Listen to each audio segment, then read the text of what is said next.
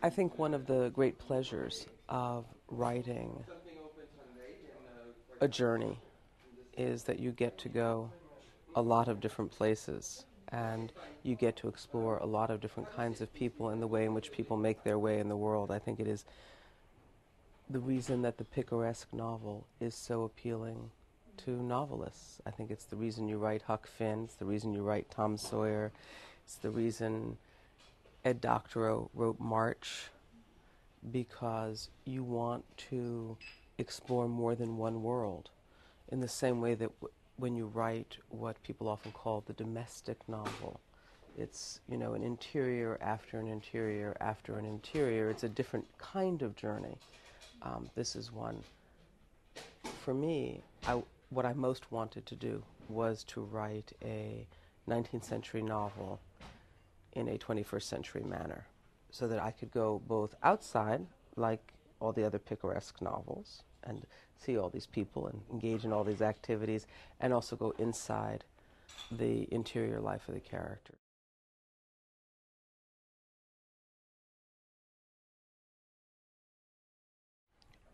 Well, I live near Yale, which has a big library, and I live in a very small town, which also has a very good library. But one of the first books I did read was the Cassandra Pybus book, which turns out, of course, not really to be about a woman who walked to Russia because she didn't exist, but much more about this particular Australian journalist's journey to find her, which was very interesting and reassuring only insofar as it made it clear to me that there was no real person and I didn't have to worry about any of the facts pertaining to her life because she didn't exist.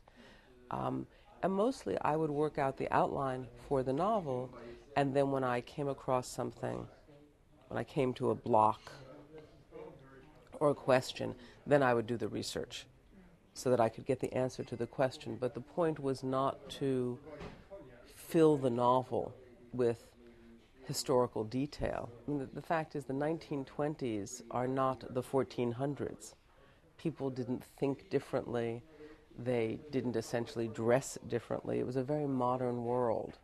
And so the point was not to accumulate a bunch of facts and then sort of decorate the novel with them.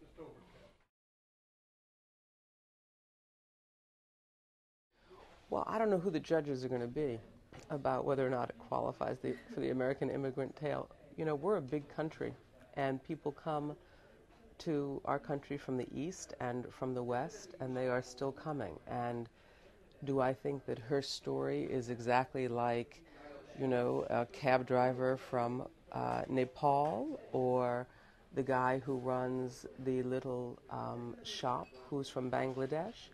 I think some immigrants, some aspects of the immigrant story are always similar. There is always loss, there is always travel, there are always things that people don't mention, and some aspects are particular to particular cultures. But I think in this particular book, although I did enjoy writing about her arrival in America, it is her attempt to leave that makes up the greater part of the story, I think, and that's because I was equally interested, in fact, more interested in how hard we work to get someplace, only to find it is not where we want it to be.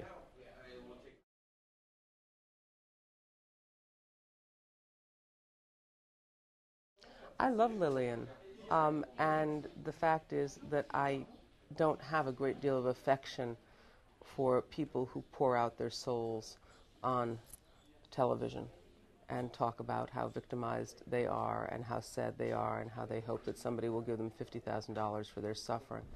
So I like Lillian's style. I'm not much of a hand-wringer myself, and I think that had she lain down by the side of the road to weep over Sophie, she never would have gotten up again. And I wanted a character who endured and was not harsh, was not a terrible person, but was not heroic. She was not a better than average person. She just persevered.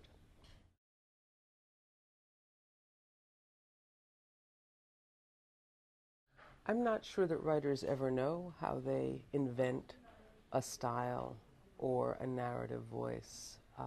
I heard Lillian's voice, and I could hear the voice of the omniscient